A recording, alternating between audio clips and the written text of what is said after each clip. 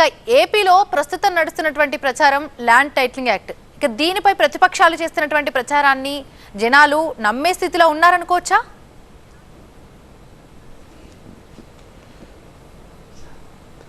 యాక్చువల్గా ఇవాళ land titling నాది కొంచెం రీసౌండ్ వస్తుందండి. రీసౌండ్ వస్తుంది. ఎస్, మీరు కంటిన్యూ చేయండి సార్. ఇవాళ ల్యాండ్ టైటిలింగ్ యాక్ట్ అనేటువంటిది ఒకటి తీసుకుని వచ్చి ఇవాళ ఆంధ్రప్రదేశ్లో ఉన్నటువంటి ప్రతిపక్షాల కంటే కూడా ఈ మీడియా ఏదైతే మనం దుష్ట చతుష్టయం అంటున్నామో, ఏదైతే పచ్చ మీడియా అంటామో, వాళ్ళు చాలా బాగా ప్రచారం చేసుకుంటా పోతున్నారు. భూరక్షణ కాదు భక్షణే అనుకుంటా, టైటిల్ యాక్ట్ ప్రజా కంటకమే అనుకుంటా, ఈ రకమైనటువంటివన్నీ ప్రజల్ని లేదా మిస్లీడ్ చేయాలని చెప్పనేటువంటి పద్ధతిలో ఈ యొక్క మీడియా ముఖ్యంగా ప్రచారం చేస్తుంది. అసలు ఈ ల్యాండ్ టైటిలింగ్ యాక్ట్ అనేటువంటిది కేంద్ర ప్రభుత్వం తీసుకొచ్చినటువంటి ఒక రకమైన ఆ నీతి ఆయోగ్ వాళ్ళు చేపట్టినటువంటి ఒక విధానం. అయితే దీనికి ఒక బ్యాక్గ్రౌండ్ ఉంది. ఇవాళ దేశం మొత్తంలో కనుక చూస్తే ఈ భూ వివాదాలు అనేటువంటివి చాలా ఎక్కువగా ఉన్నమాట వాస్తవం. ఎందుకని అంటే ఇవాళ ఆంధ్రప్రదేశ్లో కనుక మీరు చూసినట్లయితే మనకి ఎండోమెంట్స్ కింద ఒక రికార్డు మెయింటైన్ చేస్తూ ఉన్నాం. వక్స్ బోర్డు వాళ్ళ దగ్గర ఒక రికార్డు ఉంటుంది. ఆ రకంగా రకరకాలమైనటువంటి ఉండటంతో ఒకవేళ ఒక వ్యక్తి కనుక ఒక భూమి కొనుక్కునేటట్లయితే అతను సేల్ డీడ్ చేసుకుంటున్నాడు. అయితే మిగతా రికార్డుల్లో అవి రాకపోవటం, లేకపోతే వాటిల్లో సరైనటువంటి రికార్డింగ్ జరగకపోవటంతో ఎప్పుడూ కూడా మళ్ళా కొన్ని రోజుల తర్వాత ఇది వక్ఫ్ బోర్డు భూమనో, ప్రభుత్వ భూమనో, లేకపోతే ఇంకొకటనో అనేటువంటిది వస్తూ ఉంది. కాబట్టి ఈ రకమైనటువంటిది లేకుండా డిజిటలైజ్ చేసి ఒకే రికార్డుని కనుక ఉండేటట్టుగా చేసేటట్టయితే, రెండోది ఏమన్నా హక్కుని కనుక వీళ్ళకి ప్రసాదించినట్లయితే బాగుంటుంది అనేటువంటిది. మనకు ఒక కాలర్ ఉన్నారండి, కాల్ తీసుకొని కంటిన్యూ చేద్దాం. ఎస్ అండి, సురేందర్ గారు. నమస్తే అండి. ఒక 2 పాయింట్స్ ఉన్నాయి సార్. ముఖ్యంగా మీరు చెప్తూ ఒకే రికార్డు ఉంటే అన్నారు. మరి ఆ ఒకే రికార్డులో ఎంట్రీస్ లో తప్పులు జరగచ్చు, లేకపోతే ఎలాంటి అవకతవకలు పాల్పడ్డా కూడా చాలా నష్టం జరిగేటటువంటి అవకాశం ఉంది. ఎందుకంటే common public they cannot afford to go to the high court or supreme court. ఇవన్నీ ఏంటంటే ఈ భూమి తగాదాలు కానీ ఇలాంటివి చాలా చాలా కష్టం కామన్ పీపుల్ కి హ్యాండిల్ చేయడానికి. కాబట్టి ఇప్పుడు ఉన్నటువంటి మల్టిపుల్ డాక్యుమెంట్స్ ఒక డాక్యుమెంట్ నుంచి ఇంకో డాక్యుమెంట్ కి కంప్లీట్ ఒక ఆడిట్ ట్రేడ్ లాగా ఉంటుంది. కాబట్టి వెరిఫికేషన్ ఈజీ ఉంటుంది. కానీ మీరు ఒకే రికార్డు మెయింటైన్ చేస్తే సిస్టంలో ఆ రికార్డు రేపొద్దున మీ గవర్నమెంట్ లో ఉన్న వాళ్ళు కావచ్చు, లేకపోతే మీకు నచ్చిన వాళ్ళు కావచ్చు, రేపొద్దున ఆ రికార్డు తప్పుగా రాసినా ఎలాంటి అవకతవకలు జరిగితే ప్రజలకి చాలా ఇబ్బంది కదా. ఇంకొకటి ఏంటంటే ఈ పట్టా పాస్బుక్ల పైన జగన్మోహన్ రెడ్డి ఫోటో ఎందుకండి? తర్వాత చిన్నపిల్లల స్కూల్ బుక్ల మీద జగన్మోహన్ రెడ్డి ఫోటో ఎందుకు? ఇప్పుడు ఆయన 16 నెలలు జైల్లో ఉన్నాడు. ఇదివరకు 30 కేసులు నెత్తి మీద ఉన్నాయి. సరిగ్గా సిబిఐ ఈడీ పనిచేస్తే జైల్లో ఉండొచ్చు. అలాంటి మనిషి ఫోటోలు తీసుకొచ్చి మా ఆస్తి పట్టా పాస్బుక్ల పైన ఆ దొంగోడి ఫోటో ఎందుకు మాకు చెప్పండి?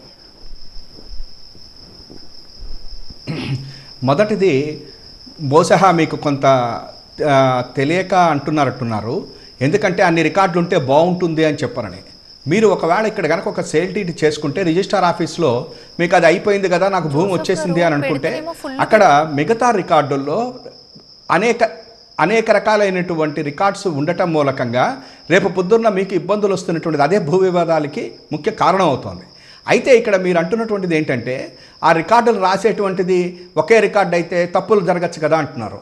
ఆ తప్పులు ఇప్పుడు జరుగుతున్నది.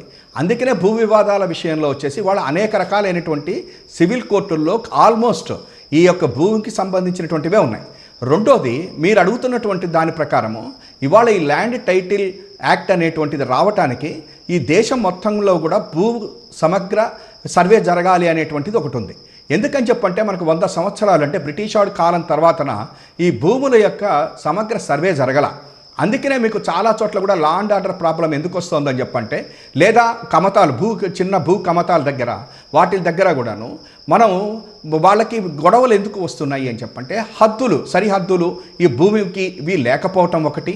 రెండోది ఏమని చెప్పానన్నా 100 సంవత్సరాల క్రితం చేసిన తర్వాత అయ్యేసరికి చుక్కల భూములు అని చెప్పనున్నాయి, అసైన్డ్ ల్యాండ్స్ ఉన్నాయి, ఈ రకమైనటువంటి 22A కింద ఉన్నటువంటి భూములు, ఇట్లా చాలా రకాలుగా ఉన్నటువంటి పరిస్థితులలో ఇవాళ జగన్మోహన్ రెడ్డి గారు భూ సమగ్ర సర్వే చేయిస్తున్నాడు. దానికి ఒక్క రూపాయి కూడా ప్రజల దగ్గర నుంచి తీసుకోకుండా ఇవాళ రోజున భూములన్నిటినీ ఆల్మోస్ట్ మనకి 17,000 గ్రామాల్లో జరగాల్సి ఉంటే ఇప్పటికి 6,000 గ్రామాల్లో ఇది పూర్తి చేసి ఇంకొక 11,000 గ్రామాల్లో కనుక పూర్తయిన తర్వాత మాత్రమే ఈ ల్యాండ్ సీల్ ఏదైతే మనం ఇప్పుడు టైటిల్ యాక్ట్ చెప్తున్నామో అది ఇంప్లిమెంటేషన్లోకి వస్తుంది. ఇప్పుడు ప్రస్తుతం ఆంధ్రప్రదేశ్లో ఇది ఇంప్లిమెంటేషన్లో లేదు. ఇది నెంబర్ 1 మనం తెలుసుకోవాలి నరేందర్ రెడ్డి గారు. ఇంకొక విషయం ఏంటంటే ఇవాళ రోజున ఎప్పుడైతే భూ సమగ్ర సర్వే జరిగిన తర్వాత దానికి సంబంధించిన డీటెయిల్స్ కానివ్వండి, అది ఎవరిది భూమి అనేటువంటిది మొత్తం కూడాను ఇవాళ అక్కడ ఉన్నటువంటి గ్రామ వార్డు సచివాలయాల్లోనే వాళ్ళందరికీ కూడా తెలుస్తుంది. ఇప్పుడు ఇవాళ రోజున మీరు చెప్తున్నట్టు ప్రభుత్వంలో ఉన్నటువంటి వాళ్ళే చేస్తున్నారు. ఇప్పుడైనా మీరు తహసీల్దార్ దగ్గరికి వెళ్తున్నారు, సబ్ రిజిస్ట్రార్ ఆఫీస్లో మీరు సేల్ డీడ్ చేయించుకున్నా కూడా ప్రభుత్వానికి సంబంధించినటువంటి వాళ్ళే ఉన్నారు. కాబట్టి ప్రతిదీ కూడా ప్రభుత్వం వాళ్ళు కాకుండా ప్రైవేట్ వాళ్ళు చేసేటువంటి అవకాశం లేదు. ఇంకొక విషయం ఏంటంటే ఇవాళ రోజున పట్టా పాస్ పుస్తకాల మీద జగన్ గారి బొమ్మ ఎందుకు ఉండాలి అని చెప్పనన్నారు. ఎందుకు ఉండాలి అని చెప్పనంటే ఎందుకు ఉండకూడదో కూడా మనం చెప్పాలి. ఎందుకని చెప్పంటే ఇవాళ రోజున ఒక ముఖ్యమంత్రిగా జగన్మోహన్ రెడ్డి గారు వచ్చిన తర్వాత 100 సంవత్సరాల తర్వాత భూ సమగ్ర సర్వే జరుగుతూ ఉంది ఈ రాష్ట్రంలో. ఇప్పటివరకు మీకు తెలుసు 1984 మీరు ఎప్పుడు పుట్టారో నాకు తెలీదు. 1984 వరకు కూడా కరణీకాల వ్యవస్థ ఉండేది మనకి. ఆ ఒక కరణాన్ని కనుక పిలిచి మీరు బలానా చెట్టుకు పక్కన ఉన్నటువంటిది ఎవరిది అంటే అది ఆ పక్క చెట్టు కింద ఆ పొలం మొత్తం 10 ఎకరాలు కూడా మా నరేందర్ రెడ్డి గారిదండి అని చెప్పేవాళ్ళు. కానీ ఇవాళ ఆ పరిస్థితి లేకుండా కరణీకాలని రద్దు చేసి అసలు రికార్డులన్నీ కూడా ఇవాటికి కూడా సరైనటువంటి పద్ధతిలో లేకపోవడం అనేది ఆంధ్రప్రదేశ్లో జరుగుతోంది. దానివల్లే చాలా వచ్చినాయి. అయితే జగన్మోహన్ రెడ్డి గారు వచ్చిన తర్వాతన ఈ 22A కింద ఉన్నటువంటి భూములు కానివ్వండి, ఈ చుక్కల భూములు కానివ్వండి, లంక భూములు కానివ్వండి, అనాది భూములు ఇవన్నీ కొట్టిని కూడా అర్హులైనటువంటివి అవన్నీ కూడా చేసేసి ఇవాళ వాళ్ళందరికీ కూడా భూములు ఇవ్వటం అనేటువంటిది కూడా జరిగింది.